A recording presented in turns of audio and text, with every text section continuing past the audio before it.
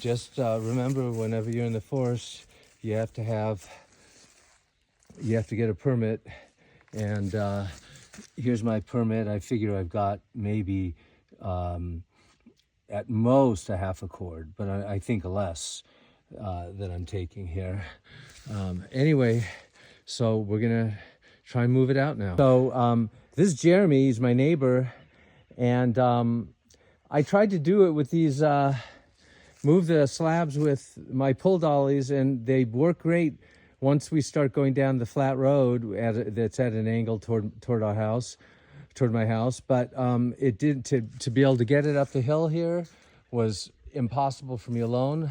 So I went and hollered to Jeremy and his parents, Josh and Allison, and Jeremy got up and kindly is helping me get these slabs into the house, and it's amazing. He's a great young man. He's taking 3 AP courses in 11th grade, and he plans on going to college. We carried the slabs from over there and through the forest up here, and then we put them on top of this wagon, and then we situated these pull dollies. The pull dollies just don't work well coming up these grades of these hills here. And so we just carried it here, because what happens is they move so well, they do their purpose, but then when I'm pulling one side, I was doing it myself at first, I was pulling one side, and then the other side would just like start slipping down the mountain.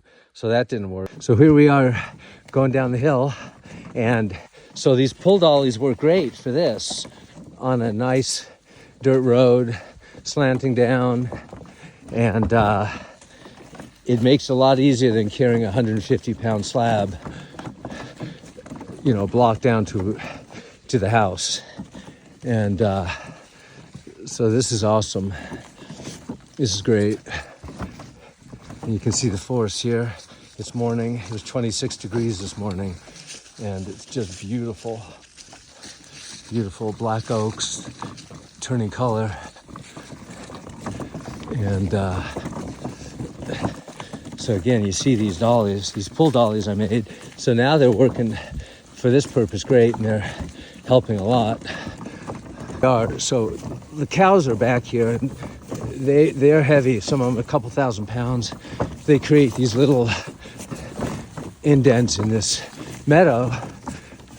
But here we are, and we arrived at my house, and that's it. Here we are. Okay, it's beautiful. So here we are in the house, and I'm going to, I decided that for the winter I'm going to keep these in the house, these slabs, these 8 slabs. And so just started sticking them here in the big room. My 4th slab coming off the mountain, and you can see that there's some little bit of rot in the middle here, but nothing at all insurmountable if someone wants to use epoxy. And we got some cracks here, and we have a little bit of a structural issue here with this crack at the bottom. That's also completely workable with epoxy and making a table. That's no issue. That can be clamped together, and it's not even visible. It just looks like a natural piece of the wood. So it looks beautiful. So here's the other side of the slab, this 4th slab that Jeremy and I are taking down. And you can see it's just an extremely rich wood, beautiful. And there's the hole there, but the colors. And if this is, I'd never stain this wood, but just coat it with a clear coat, and then it will just bring out all the grain, and it just be beautiful. And if you see that live edge there, that's just tremendous and beautiful. I'll come from this end. Actually, this edge has a lot of bark still, but you can see the live edge there. It would be stunning. And you see the different colors of the wood here. So this is lighter, this gets darker. You see like tiger eye in here, and this is all dark and beautiful hardwood. of the tree. Just a gorgeous piece. So now we've got 4 slabs here. Jeremy and I, we did it so far. We're halfway through and it's awesome. And if you see this here, this is a big pine that fell down, and it's amazing. It's right next to our site here with the slabs, and just a beautiful piece of wood, and it's going through the natural process now of decomposing in the forest and adding to the soil and all that stuff. And here we are over here. Okay, so here we are, 5th slab going down. You can see my arm here at the bottom of the video, and we're each holding the clamp, and these clamps are what's holding the slab to the pull dollies, which is black oak. The slab is blue oak, and they were great for this purpose, so that Jeremy and I don't have to go and carry this slab with our arms and hands all the way down this incline. And it's, you know, like I said, this slab itself right here is like 150 pounds, and it's wet still, even though the tree fell down like 4 years ago. But it's still really wet, and but beautiful. You can see it's a beautiful piece of wood, and there's my house there. So you can see this. We live among blue oaks and black oaks and digger pine and canyon live oak.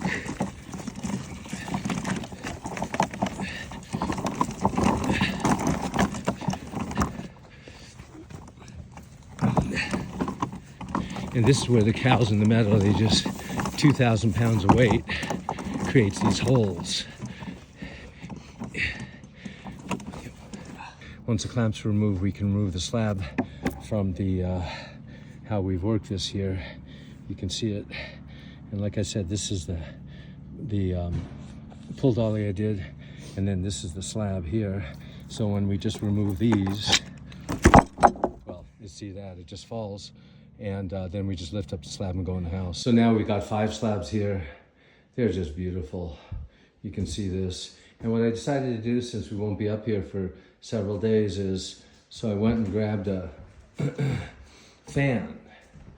And rather than putting on a heater, which just gobbles up electricity up here, I'll put a fan in this outlet right here and swing it around and place it pretty much right in front of these slabs and just let it blow air, and it will probably help dry out this oak many times faster. All right, we got our 6th slab here, and it's morning still, obviously, about 9 o'clock, and just look at that sky. It's beautiful. On my way up here 2 days ago, down by Fountain Springs, so I saw a bald eagle flying. It was beautiful.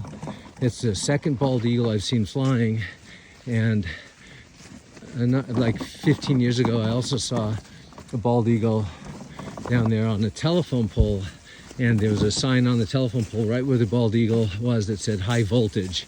It's pretty amazing. I got a picture of that. Just see the forest. That's one of the most beautiful things for me, is to be able to be in the forest and either cut wood or slice wood. It's just great, beautiful, and yeah. This slab has nice color, and it does. So you can see here, it's just really, really pretty. There's sawdust on it, but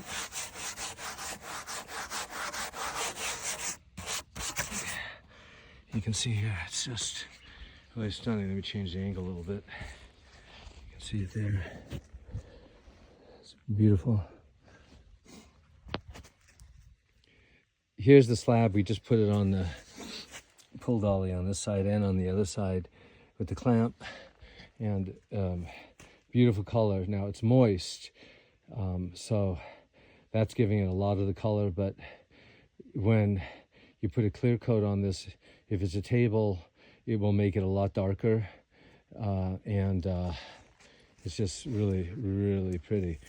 And so, whoops, this is the final slab. A lot of sawdust on it. There's my friend Jeremy, and so if you see here, so we just like, it's pretty cool. You just move away the sawdust, and then you see this beautiful grain of the blue oak.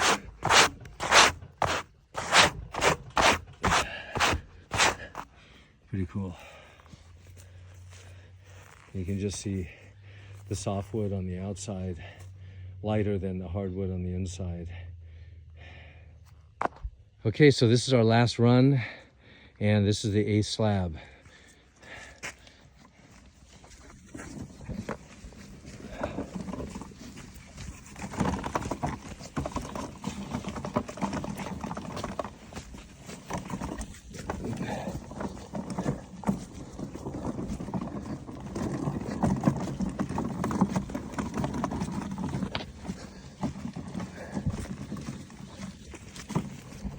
And this is the view and back there, up the road. The ranchers use this road. There's a lot of cattle up here from late spring to early fall, early middle fall.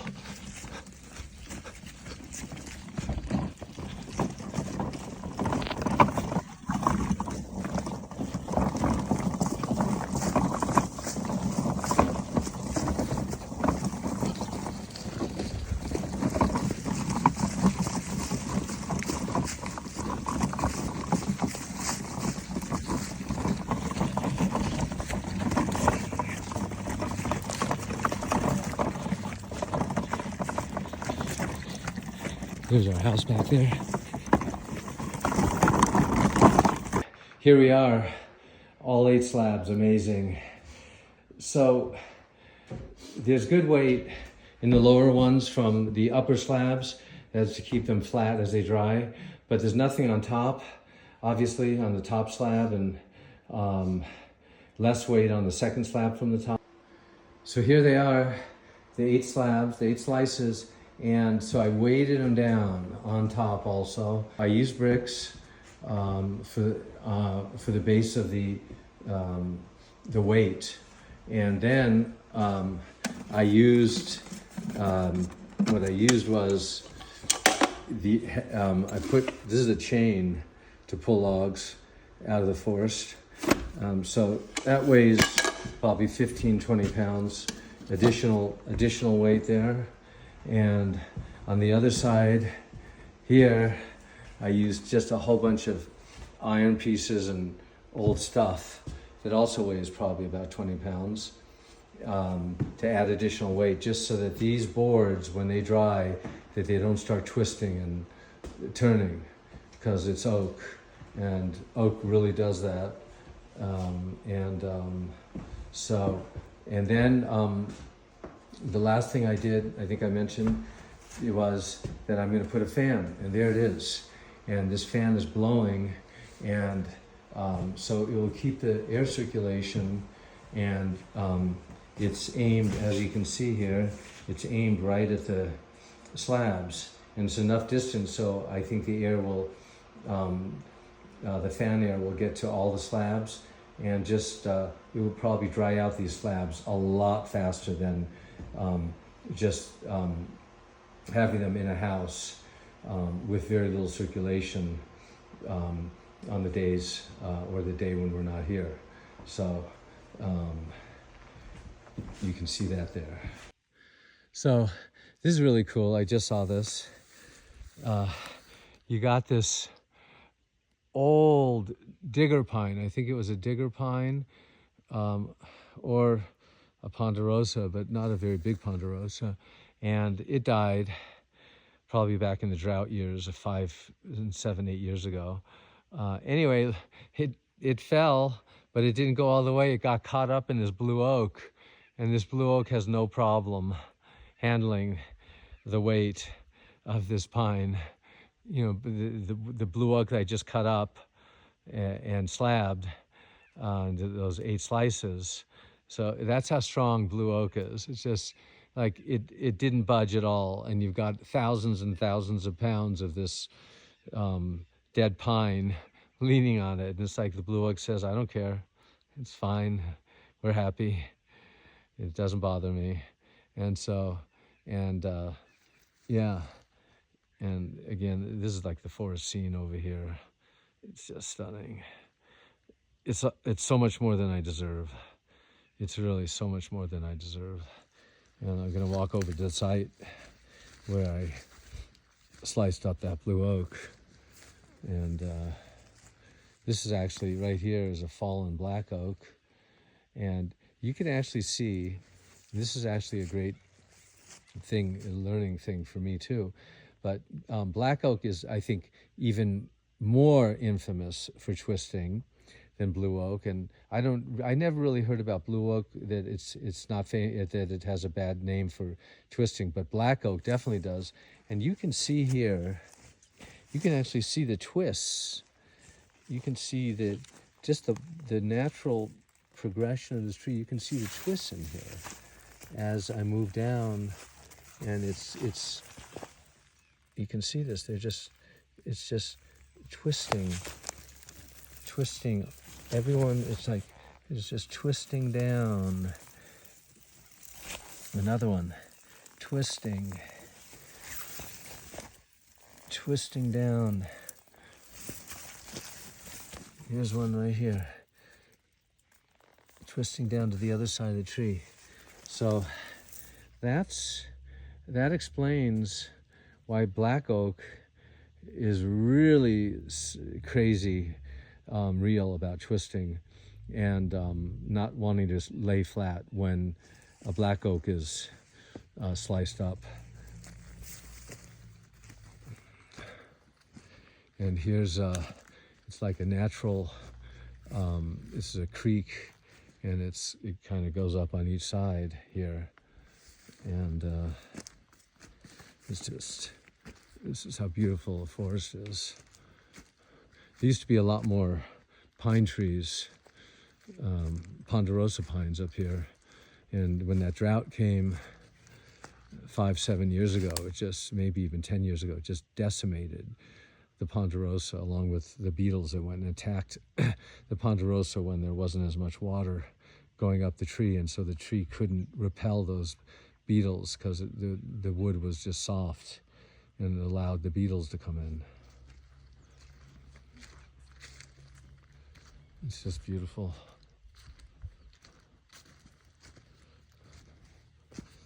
And coming up on where I sliced up that blue oak, and here you can see that's where that's where the tree fell.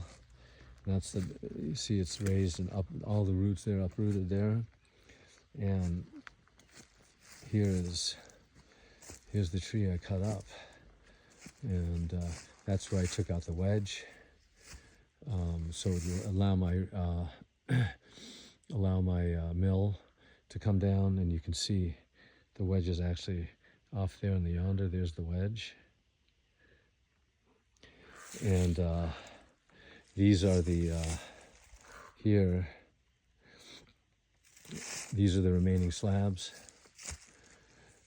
which are the jackets on either side of the 8-foot piece of blue oak trunk that I sliced up. Here's the piece I took out at the beginning to allow the tree to fall without pinching my chain. Here too, and then you can see here it is, and then parallel with this, and this was the tree a lot further up where there's a lot of rot, and you can see that, and it got wet from the rain, so it accentuates the rot even more. You can see that, but still it's gorgeous and beautiful. That's quite a scene. And there it is.